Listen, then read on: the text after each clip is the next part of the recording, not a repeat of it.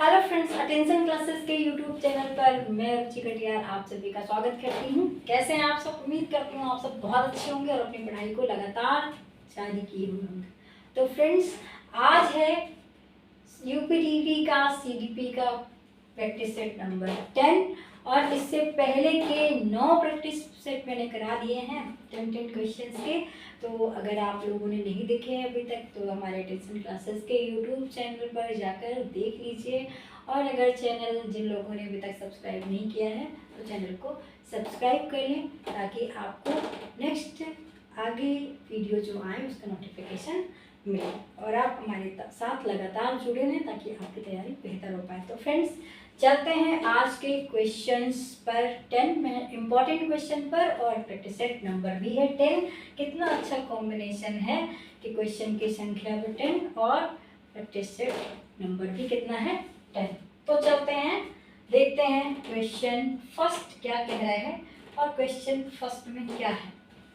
Question first कह रहा है कि रुचि का संबंध। वाओ, मेरा नाम और रुचि, यहाँ पर एक टॉपिक की है रुचि और मेरा नाम भी है। ये क्या है, इसको बोलेंगे क्या कि ये है कोइंसिडेंस, कि मैं अपने ही नाम को यहाँ पर एक्सप्लेन करूंगी। रुचि का संबंध है। तो ऑप्शन ए कह रहे हैं योग्यता से, ऑप्शन बी अवधान से, ऑप्शन सी ए और बी दोनों से और ऑप्शन डी है इनमें से कोई नहीं। तो रुचि का संबंध, इंटरेस्ट का संबंध, इंटरेस्ट का संबंध, तो इंटरेस्ट का संबंध किससे है? तो इंटरेस्ट का संबंध ऑप्शन फ्रेंड्स इसका राइट ऑप्शन क्या हो जाएगा? ऑप्शन नंबर बी अवधान। और अवधान को क्या बोलते हैं? अटेंशन बोलते हैं। क्या बोलते हैं? अटेंशन। और हमारे चैनल का नाम भी है क्या? Attention classes. ठीक, तो फ्रेंड्स आपको हमारे अटेंशन क्लासेस के चैनल का नाम अटेंशन क्यों रखा, आज आपको ये बात अच्छे से समझ में आ गई होगी। अटेंशन का मतलब क्या होता है? मनोविज्ञान में अवधान होता है। अवधान का मतलब ध्यान होता है। ठीक है, एकाग्रता होता है। आप कहें कंसंट्रेट कहिए तो इसका ऑप्शन हम कह सकते हैं कंसंट्रेट। तो रुचि का संबंध है। ठीक, जहां पर इंटरेस्ट होता है अटेंशन अपने आप वहीं पहुंच जाती है। ठीक, अब एग्जाम्पल के तौर से अगर समझाने का प्रयास करूं तो आपने देखा है कि अगर आप टीवी के सामने बैठे हैं और कोई भी आपकी मूवी चल रही है तो मूवी में अगर आपका इंटरेस्ट है तो अपने आप अटेंशन चीज़ों को एकाग्रचित होकर देखेंगे। लेकिन अगर मूवी अच्छी नहीं लग रही है तो आपका ध्यान अगल बगल के लोगों पर होगा, वो क्या कर रहे हैं, क्या खा रहे हैं, क्या पी रहे हैं, क्या नहीं कर रहे हैं। और अगर आपको किसी भी विषय को पढ़ने में इंटरेस्ट है, अगर छोटे बच्चे का एग्जाम्पल के तौर पे बात करूँ तो छोटा बच्चा जिस भी सब्जेक्ट को सीखने में इंटरेस्ट लेता है वो अटेंशन से चीज़ों को पढ़ता है, ध्यान से चीज़ों को पढ़ता है। क्यों? क्योंकि अटेंशन से अवधान का बहुत गहरा संबंध है। ठीक है, जहाँ अटेंशन है वो इंटरेस्ट ऑटोमेटिक आ जाता है। ठीक, तो इसका राइट ऑप्शन हो गया है ऑप्शन नंबर बी अटेंशन। ठीक है, चलते हैं नेक्स्ट क्वेश्चन पे। Question number 2। क्वेश्चन नंबर 2 क्या कह रहे हैं? क्वेश्चन नंबर 2 कह रहा है सीखे हुए ज्ञान कौशल और विषय का अन्य परिस्थिति में उपयोग करने को कहते हैं ऑप्शन ए। ऑप्शन ए कहते हैं प्रेरणा, ऑप्शन बी सीखने का स्थानांतरण, ऑप्शन सी भग्नाशा और ऑप्शन डी चिंता। ठीक, तो क्वेश्चन को फिर से पढ़ते हैं। सीखे हुए ज्ञान कौशल या विषय का अन्य परिस्थितियों में उपयोग करने को क्या कहते हैं? तो क्या उसको प्रेरणा कहते हैं या सीखने का स्थानांतरण कहते हैं, ऑप्शन सी भग्नाशा कहते हैं, ऑप्शन डी चिंता कहते हैं। तो फ्रेंड्स, सीखे हुए ज्ञान और कौशल का अन्य परिस्थितियों में उपयोग करने को क्या कहते हैं? तो इसका राइट ऑप्शन हो जाएगा क्या? सीखने का स्थानांतरण। ठीक, किसी ज्ञान और कौशल का, यदि किसी व्यक्ति ने कोई ज्ञान कौशल सीखा है, किसी भी नॉलेज को गेन किया है, अर्जित किया है, कोई स्किल सीखी है और अगर किसी दूसरी परिस्थिति में उस ज्ञान और उस कौशल को यूज कर पा रहा है तो उसको क्या कर पा रहा है? उस ज्ञान का क्या हो रहा है? ट्रांसफर हो रहा है। वो नॉलेज क्या हो रहा है? ट्रांसफर हो रहा है और इसको हम सीखने का स्थानांतरण कहते हैं। ठीक, तो सीखने के स्थानांतरण होते कितने प्रकार के हैं, तो स्थानांतरण सीखने के कितने प्रकार के हैं ये मैंने पिछले के वीडियो में आपको बताया है। पिछले के वीडियो में स्थानांतरण मैंने सामान्यतः कितने प्रकार से बताए थे, 3 प्रकार से बताए थे। कौन कौन से? नंबर 1 पे बताया था सकारात्मक अधिगम स्थानांतरण, सकारात्मक अधिगम स्थानांतरण, सकारात्मक कहिए या फिर क्या कहिए, धनात्मक अधिगम स्थानांतरण कहिए, धनात्मक स्थानांतरण कहिए, स्थानांतरण कहिए, ठीक है। सेकेंड नंबर पे क्या है? ऋणात्मक है, ऋणात्मक है।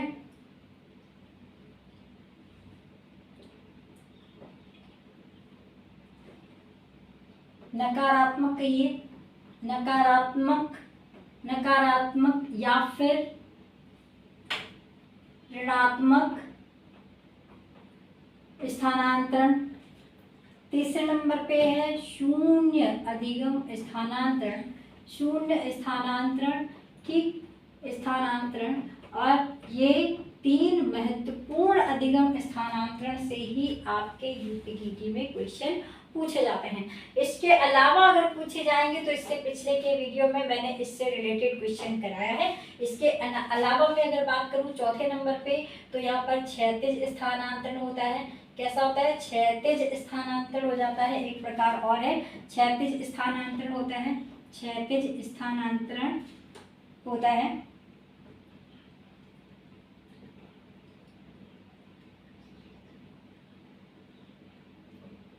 क्षैतिज स्थानांतरण होता है। इसके बाद में 5वें नंबर पे बात करें तो वहाँ पर ऊर्ध्व स्थानांतरण होता है, ऊर्ध्व स्थानांतरण होता है। फिर 6ठे नंबर पे एकल पार्श्व होता है, एकल पार्श्व होता है, एकल पार्श्व स्थानांतरण होता है। और 7वें नंबर पे है द्विपार्श्व स्थानांतरण होता है, ठीक है, द्विपार्श्व स्थानांतरण होता है, ठीक। तो फ्रेंड्स, स्थानांतरण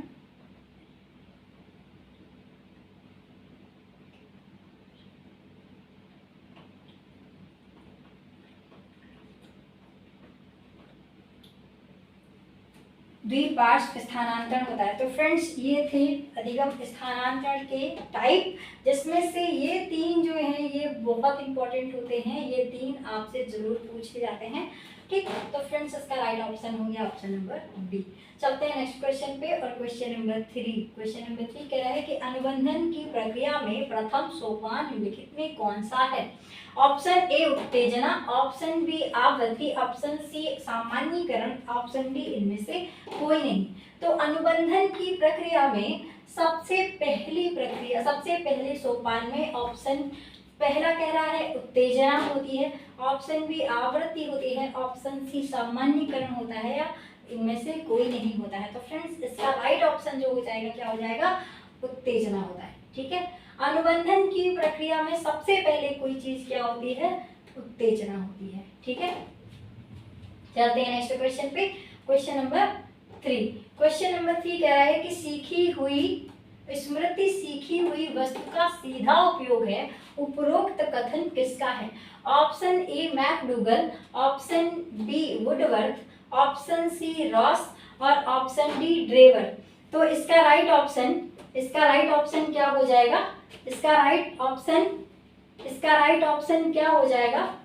तो फ्रेंड्स, इसका राइट ऑप्शन क्या हो जाएगा? स्मृति सीखी हुई वस्तु का सीधा उपयोग है। क्या इसका राइट ऑप्शन फ्रेंड्स क्या हो जाएगा? Option B Woodworth. तो इसका राइट ऑप्शन क्या हो जाएगा? ऑप्शन बी वुडवर्थ, ठीक। चलते हैं नेक्स्ट क्वेश्चन पे, क्वेश्चन नंबर 4। क्वेश्चन नंबर 4 कह रहा है निम्नलिखित में कौन सी दशाएं ध्यान को आकर्षित करने में आंतरिक दशा नहीं है? ऑप्शन ए उद्दीपन की स्थिति, ऑप्शन बी आवश्यकता, ऑप्शन सी ए या बी और ऑप्शन डी ए और बी।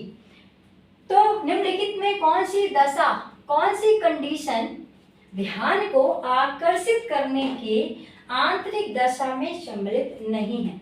ध्यान को आकर्षित, अगर अटेंशन करना है, अगर किसी चीज पर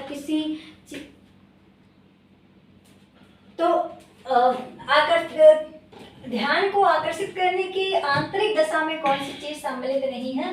तो क्या है?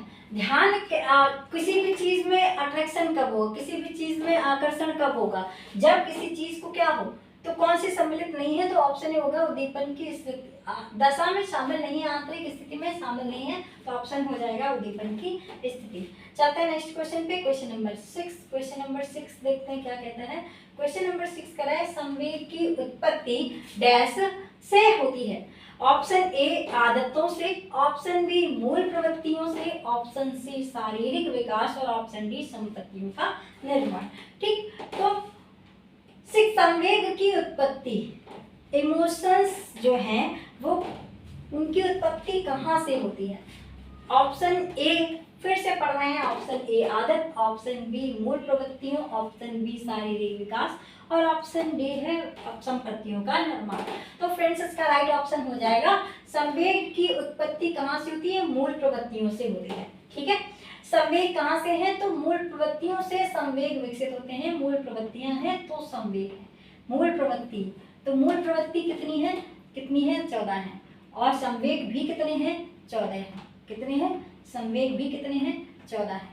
ठीक है, प्रत्येक मूल प्रवृत्ति के साथ में एक संवेग है, तो प्रत्येक मूल प्रवृत्ति के साथ क्या है, मूल प्रवृत्ति के साथ क्या है, संवेग है,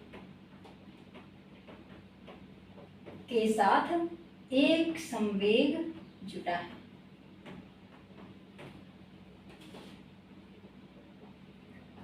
ठीक है, तो मूल प्रवृत्ति कितनी है, 14, संवेग कितना है, 14, और कितने मूल प्रवृत्ति का सिद्धांत किसने दिया है, तो सिद्धांत दिया किसने, विलियम मैकडूगल ने। तो सिद्धांत किसने दिया है, मैकडूगल ने दिया है, मैकडूगल ने दिया है, और मैकडूगल के आधार पर मूल प्रवृत्तियों की संख्या कितनी है, 14 है।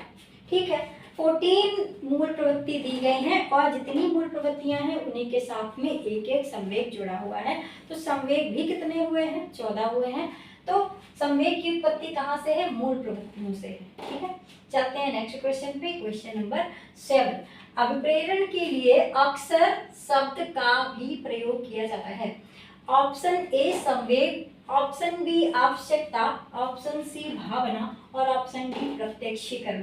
तो अभिप्रेरणा के लिए अक्सर किस शब्द का प्रयोग किया जाता है, तो इसका राइट ऑप्शन फ्रेंड्स क्या हो जाएगा, आवश्यकता, नीड। ठीक है फ्रेंड्स, अगर आवश्यकता है, अगर किसी व्यक्ति को, किसी बच्चे को किसी भी विषय को सीखने की आवश्यकता है, तो आवश्यकता है तभी वो किसी विषय को सीखने के लिए प्रेरित होगा।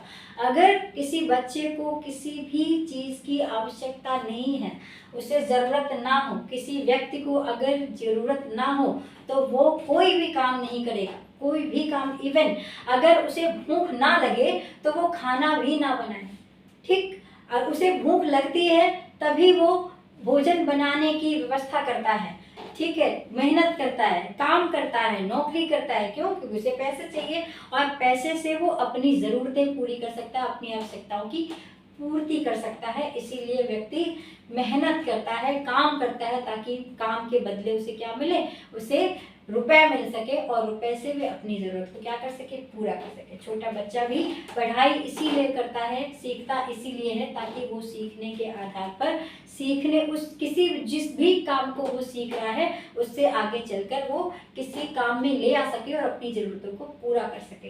ठीक, तो आवश्यकता ही आविष्कार की जननी है। यदि आवश्यकताएं ना होती तो इतने इन्वेंशन जो हुए हैं वो नहीं होते। ठीक, आदमी संतुष्ट था बैलगाड़ी को चला के, आदमी संतुष्ट था भाप के इंजन में, लेकिन नहीं, क्योंकि कहते हैं ना कि इच्छाएं अनंत हैं, और जैसे जैसे आवश्यकताएं बढ़ती हैं, जैसे जैसे मांग बढ़ती है, इंसान अपनी और उस पर कार्य करता है और चीज़ों को सीखता है और उसके आगे जाने का प्रयास करता है। क्यों, क्योंकि उसे अपनी आवश्यकता को पूरा करना है। तो ज़रूरत है तो व्यक्ति सीखेगा, अगर ज़रूरत नहीं है तो व्यक्ति किसी भी विषय को नहीं सीखेगा, किसी भी विषय को नहीं सीखेगा। ठीक है, यूपीटीटी वाले बच्चे से कहा जाए कि आप एसआई का फॉर्म भर दीजिए, तो कहेगा मैंने बीएड किया है, एसआई क्यों करूं, क्योंकि मुझे पुलिस नहीं पढ़ना है, मुझे तो शिक्षक ही पढ़ना है। तो शिक्षक अगर बनना है तो शिक्षा मनोविज्ञान पढ़ना पड़ेगा। ठीक, अब वो ज़रूरत है क्योंकि 30 नंबर की आती है। ठीक, आती है तो आपको सीखना पड़ेगा, तो आपको उसमें प्रेरणा जगानी पड़ेगी। ठीक है, जरूरत है तो अगर जरूरत है तो प्रेरणा है, जरूरत नहीं है तो प्रेरणा नहीं है। एक कहावत कही जाती है कि भूखे व्यक्ति के लिए उसकी भूख ही सबसे बड़ी प्रेरणा होती है। ठीक, भूखे व्यक्ति के लिए किसी भी मोटिवेशनल की जरूरत नहीं होती है, किसी भी मोटिवेशनल स्पीकर की जरूरत नहीं होती है, ना संदीप माहेश्वरी की, ना सोनू सिंह की, ना किसी शिक्षक की। उसका जो पेट भूखा होता है ना, वही उसके लिए सबसे बड़ी प्रेरणा होती है, क्योंकि उसे पता है ना मुझे भूख लगी है, तो वो दिन रात मेहनत करता है। और जिस व्यक्ति, आप सोचिए, पढ़ता भी वही बच्चा है जिसे जरूरत है, जिसके घर में पैसों की तंगी है, जिसके घर में कोई दूसरा कमाने का नहीं है, कोई भी सोर्स के दूसरे इनकम की, कोई भी एक्स्ट्रा इनकम के सोर्स नहीं है, तो वो मेहनत करके पढ़ता है। क्यों? क्योंकि उसे पता है कि अगर मैं पढ़ूंगा तो ही मेरी नौकरी होगी और तो ही मैं अपनी पैसे कमाकर और अपनी जरूरतों को पूरा कर पाऊंगा। दूसरा कोई ऑप्शन नहीं है। शॉर्टकट अगर आप अपनाएंगे तो ज़्यादा दिन के शॉर्टकट होते नहीं हैं, और एक ना एक दिन आप अगर झूठी मेहनत के दम पर कामयाबी हासिल कर भी लेंगे तो वो ज़्यादा दिन चलने वाली नहीं है। इसलिए आप जिनके पास ज़रूरतें हैं वो कभी किसी भी दूसरे मोटिवेशनल स्पीकर को नहीं सुनते हैं। वो जब अपने मम्मी के हाथ या पापा के हाथों में छाले देखते हैं ना, तो उन्हें किसी भी दूसरे संदीप माहेश्वरी के सुनने की जरूरत नहीं, ना उन्हें स्वामी विवेकानंद की क्विट से पढ़ने की जरूरत होती है। उनके पिता के छाले ही उनके लिए प्रेरणा का काम करते हैं। तो ये आप भी ध्यान रखिए और मेहनत लगा के पढ़ लीजिए, क्योंकि आगे आगे आगे आने वाली शिक्षक भर्ती में आप अभी से अपने मन में जुनून पा लिए कि मुझे एक सीट चाहिए और मुझे निकालनी है, हर हाल में निकालनी है। भले ही वो 10,000 पद आए या 20,000 पद आए, मैटर नहीं करता, एक पद मेरे लिए बना है और मैं उसको निकाल कर रहूँगा या रहूँगी, तो आप निश्चित तौर से सफल हो जाएंगे। लेकिन उसके लिए पहले आप ये पहचानिए कि आपको इस नौकरी की ज़रूरत कितनी है। अगर जिनके पास में घर में बहुत सारा पैसा है, पापा सरकारी नौकरी में, मम्मी के पास ढेर सारा पैसा है, या घर में अच्छे संपन्न परिवार में, उनके लिए पढ़ाई का कोई मतलब नहीं है। लेकिन जो गरीब परिवार से हैं, जिनके पास में कोई और एक्स्ट्रा इनकम नहीं है, वो मेहनत लगा के पढ़ते हैं और वही लोग सफल होते हैं। ठीक है, तो आप आवश्यकता को पहचानिए और पढ़ते रहिए। चलते हैं नेक्स्ट क्वेश्चन पे। क्वेश्चन नंबर 8 कह रहा है विद्यार्थियों में प्रत्यय निर्माण के लिए शिक्षक, विद्यार्थियों में स्टूडेंट, अगर कोई शिक्षक चाहता है कि वो अपने बच्चों में कॉन्सेप्ट फॉर्मेशन का निर्माण कर सके, तो शिक्षक को क्या करना चाहिए? पढ़ते हैं। ऑप्शन ए, शिक्षक की शिक्षण विधियां कैसे होनी चाहिए? सरल से जटिल की ओर होनी चाहिए। ऑप्शन बी को शिक्षक को विद्यार्थियों को व्यापक अनुभव का अवसर प्रदान करना चाहिए। ठीक। ऑप्शन सी, विद्यार्थियों को निर्मित, तो फ्रेंड्स विद्यार्थियों में प्रत्यय निर्माण के लिए शिक्षक को, ऑप्शन ए फिर से दोबारा रिपीट कर दे रहे हैं। ऑप्शन ए, शिक्षण की विधियां सरल, शिक्षक की विधियां सरल से जटिल की ओर होनी चाहिए। ऑप्शन बी, विद्यार्थियों को व्यापक अनुभव का अवसर प्रदान करना चाहिए। ऑप्शन सी, विद्यार्थियों को निर्मित प्रत्ययों के अध्ययन का अवसर देना चाहिए। और ऑप्शन डी, उपरोक्त सभी क्रियाएं करनी चाहिए। तो कॉन्सेप्ट फॉर्मेशन के लिए एक शिक्षक को क्या करना चाहिए? तो ये ऑप्शन इसका राइट हो जाएगा, ऑप्शन डी, उपरोक्त सभी क्रियाएं करनी चाहिए।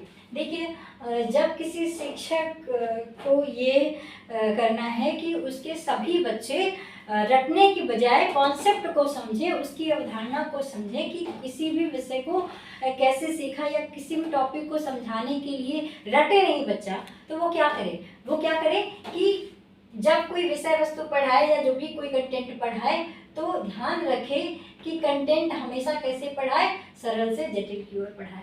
दूसरी बात क्या है कि जब शिक्षक क्लासरूम में पढ़ाना शुरू करे या क्लास में पाठ को पढ़ाना शुरू करे, तो क्या करे? व्यापक तरीके से, व्यापक अनुभव, मतलब ब्रॉड तरीके से बच्चे अपने अनुभव शामिल करें, शिक्षक भी शामिल करें, और सरल से सरल उदाहरण जो उसकी बाहरी दुनिया से जुड़े हुए हैं, जो उसके दैनिक जीवन से जुड़े हुए हैं, वो अनुभव उसमें जोड़े जाएं। ठीक। नेक्स्ट बात है, अगर बच्चों में कोई कॉन्सेप्ट बन गया है, उन्हें कॉन्सेप्ट क्लियर हो गया है, तो वो दूसरे विषयों में उन कॉन्सेप्ट को कैसे लागू कर सकते हैं, ट्रांसफर कैसे कर सकते हैं, ये चीज़ सिखाई जानी चाहिए। तो इसका राइट ऑप्शन हो गया है ऑप्शन नंबर डी, उपरोक्त सभी क्रियाएं शिक्षक को करनी चाहिए, जिससे कि बच्चों में उनके कॉन्सेप्ट फॉर्मेशन बन सके। चलते हैं नेक्स्ट क्वेश्चन पे। क्वेश्चन नंबर 9 चिंतन मानसिक विकास की क्रिया का ज्ञानात्मक पहलू है। चिंतन की यह परिभाषा किसने दी है? ऑप्शन ए वॉरेन ने, ऑप्शन बी रॉस ने, ऑप्शन सी वैलेंटाइन ने, ऑप्शन डी स्किनर।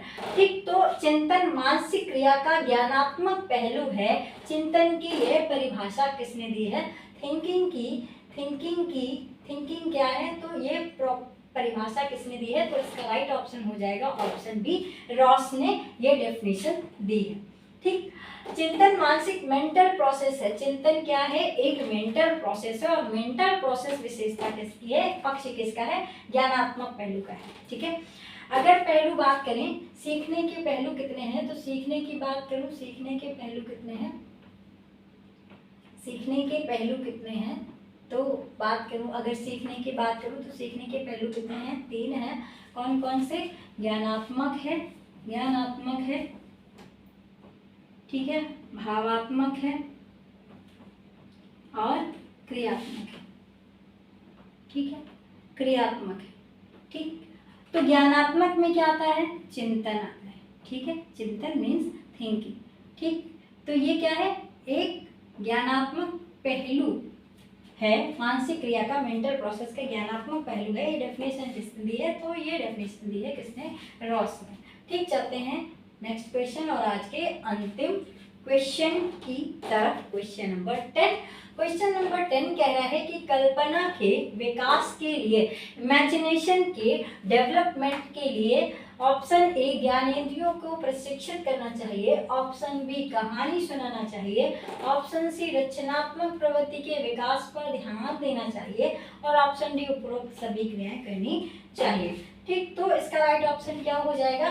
कल्पना के विकास के लिए, इमेजिनेशन के डेवलपमेंट के लिए एक शिक्षक को क्या करना चाहिए? तो उसके सेंसरी ऑर्गन्स हैं उनको क्या करा? उनको उनके जो सेंसरी ऑर्गन्स हैं उनको ट्रेन करना चाहिए, जिससे उनको रियल नॉलेज प्राप्त हो, उनको वास्तविक अनुभव प्राप्त हो। नेक्स्ट बात है, इमेजिनेशन के लिए शिक्षक को बच्चों में क्या सुनानी चाहिए? कहानी सुनानी चाहिए। नेक्स्ट बात है, रचनात्मक प्रवृत्ति का विकास करते, तो राइट ऑप्शन क्या हो जाएगा? ऑप्शन नंबर डी, उपरोक्त सभी क्रियाएं कराई जानी चाहिए। तो फ्रेंड्स, ये थे आज के 10 इम्पॉर्टेंट क्वेश्चंस। आई होप ये सभी क्वेश्चंस आपको बहुत अच्छे से समझ में आए होंगे, और यदि क्वेश्चन आपको बहुत अच्छे से समझ में आए हैं तो वीडियो को लाइक ज़रूर कर दें, और अगर आपको अभी तक आपने चैनल को सब्सक्राइब नहीं किया है तो सब्सक्राइब करें। मिलते हैं नेक्स्ट वीडियो में, तब तक के लिए thank you, bye bye, take care.